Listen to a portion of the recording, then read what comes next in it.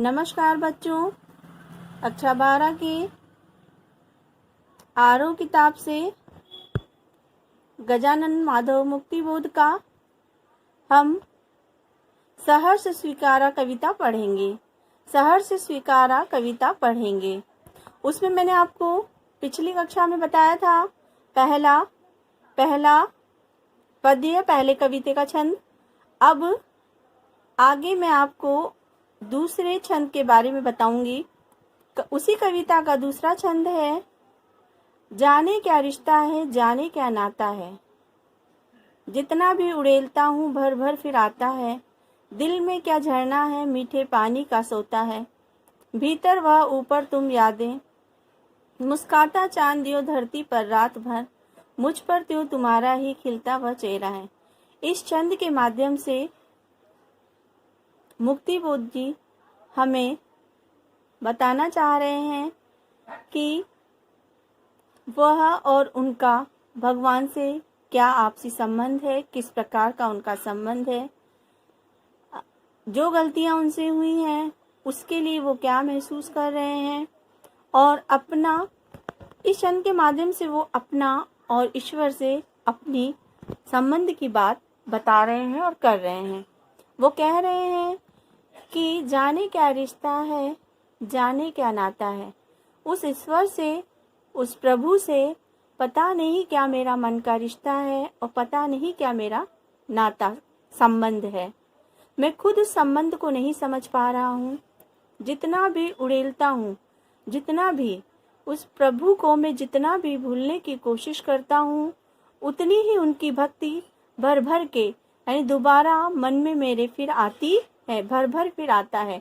मतलब जितना भी भूलने की कोशिश मुक्तिबोध जी करते हैं, उतना ही उन्हें ईश्वर की भक्ति में लीनता दिखाई देती है। दिल में क्या झरना है, वो कहते हैं दिल में क्या है, झरना है। दिल में क्या है, झरना है। झरना मतलब कि दिल में जिस प्रकार ईश्वर की भक्ति है, उस भक्ति से हमारा उस मुक्तिबोध जी का हृदय सराबोर है, और उसी को वो झरने के रूप में जिस तरीके से झरना लगातार बहता रहता है, उसी तरीके से बताया गया है कि ईश्वर रूपी भक्ति उनके मन में उसी झरने की भांति बहती है। मीठे पानी का सोता है, मीठे पानी का सोता है। जिस प्रकार झरना मीठा पानी देता है, उस झरने के आसपास सभी लोग रहना चाहते हैं, उसी प्रकार ईश्वर से भी मुझे अच्छी चीज़ों की प्राप्ति हुई है। ईश्वर ने मुझे प्रति क्षण अच्छा ही दिया है, इसलिए वो मुझे अमृत समान, अमृत तुल्य प्रतीत होता है। यानी कि वो उनको अमृत के समान, जिस प्रकार झरना बहता है मीठे पानी का सोता है, उसी प्रकार जो भक्ति रूपी प्राप्त किया है उन्होंने, वो उन्हें अमृत के समान सोता है, यानी बहती रहती है और हमेशा अमृत के समान प्रतीत होती है। भीतर वह ऊपर तुम, भीतर वह ऊपर तुम। प्रस्तुत छंद में कवि ने कहा है कि मेरे मन के हृदय में, मेरे मन के अंदर श्री प्रभु जी निवास करते हैं। ऊपर उनकी यादें और बाहरी छायाएं घूमती हैं। बाहरी छाया मुझे याद रहती है, बाहरी बातें मुझे याद रहती हैं, लेकिन किंतु मेरे हृदय में सिर्फ और सिर्फ वही ईश्वर विराजते हैं। पता नहीं उनसे मेरा किस प्रकार का संबंध है, किस प्रकार का नाता है कि वो मेरे मन से और मेरी यादों से निकलते ही नहीं हैं। मुस्काता चांद जो धरती पर, मुस्काता चांद जो धरती पर रात भर।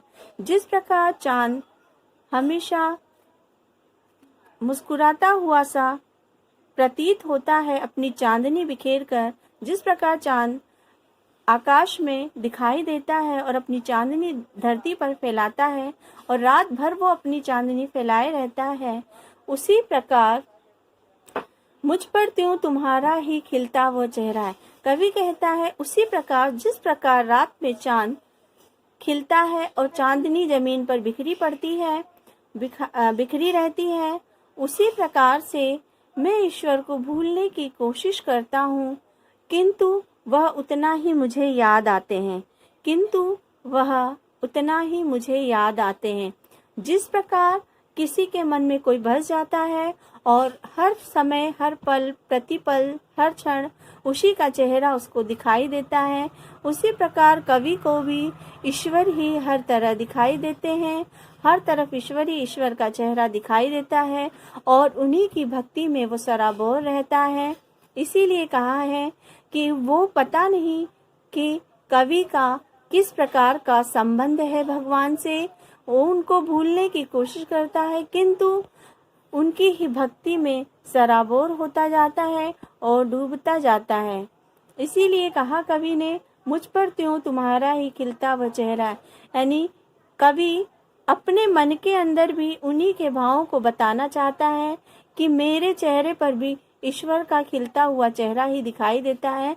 मतलब मेरे चेहरे से प्रतीत होता है कि मैं ईश्वर की भक्ति में सराबोर हूँ। नमस्कार।